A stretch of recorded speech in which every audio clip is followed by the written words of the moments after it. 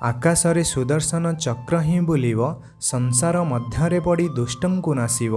श्रीचरण छुईबारे सत्य एवे कर केवे न कहिब मूर्ख जनंक पासर। तो नमस्ते दोस्तों, आप सभी को रहस्यमय उड़ीसा यूट्यूब चैनल पर स्वागत करते हैं। तो दोस्तों, ये मालिका शास्त्र एक समंदर की तरह है और हम जो आपको पढ़कर बताते हैं ये समंदर से एक बूंद पानी के बराबर भी नहीं। जो वास्तव में प्रभु के भक्त होते हैं और अनन्य सेवक होते हैं, इसी एक बूंद पानी उनके लिए अमृत के धारा के समान होता है और एक ऐसे धारा, एक ऐसे प्रवाह जो कभी ना खत्म होने वाला। भक्ति से सुनकर आनंद में डूब जाते हैं, आनंद में विभोर हो जाते हैं और प्रेम से गदगद हो जाते हैं। लेकिन म्लेच्छ से सुनने के बाद मानो उसे ऐसा फील होता है जैसे उनको 440 वोल्ट का झटका लगा हो।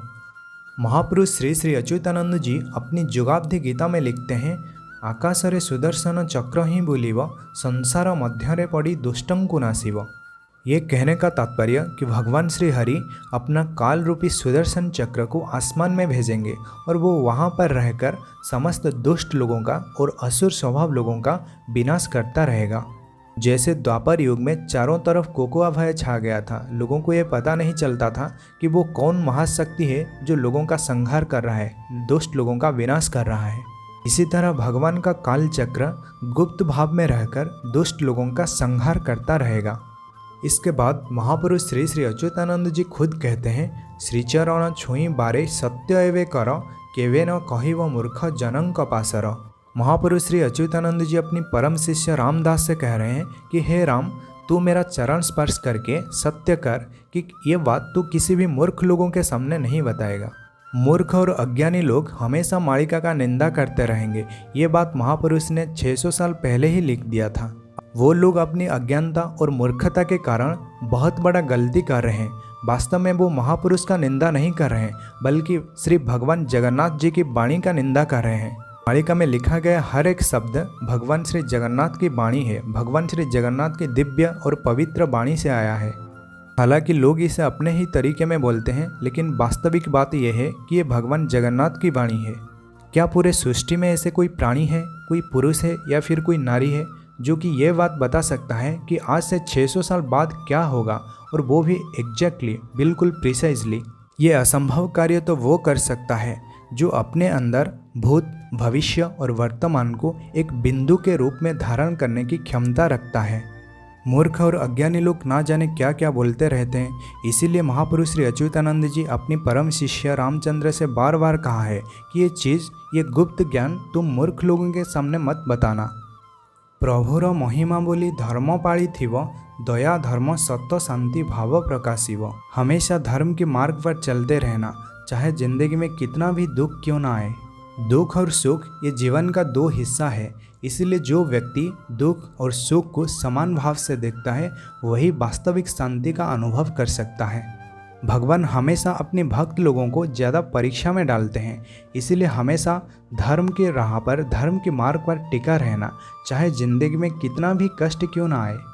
समस्त व्रत को छोड़कर दया, धर्म, सत्य और शांति की व्रत को पालन करना, क्योंकि सही वक्त आने पर इन सभी चीज़ों आपका काम में आएगा।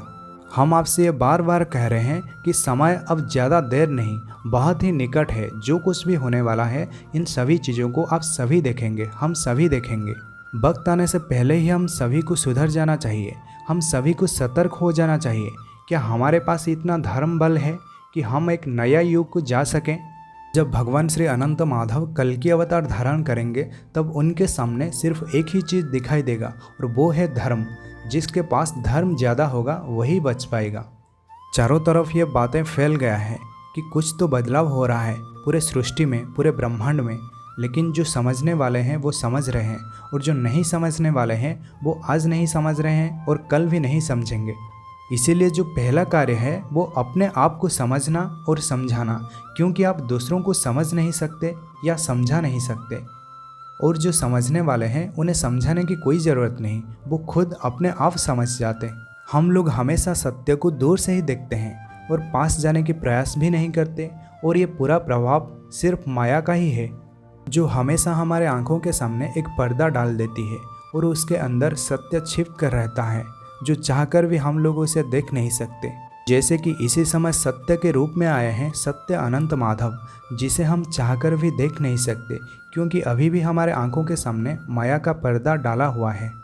माया यानी माँ, वो जब तक हम पर कृपा नहीं करेगी तब तक हमें सत्य की दर्शन नहीं हो सकता। तो दोस्तों, आज का वीडियो में बस इतना ही है। अगर आप लोगों के मन में कुछ भी डाउट है तो आप हमें कमेंट सेक्शन में अवश्य पूछिए।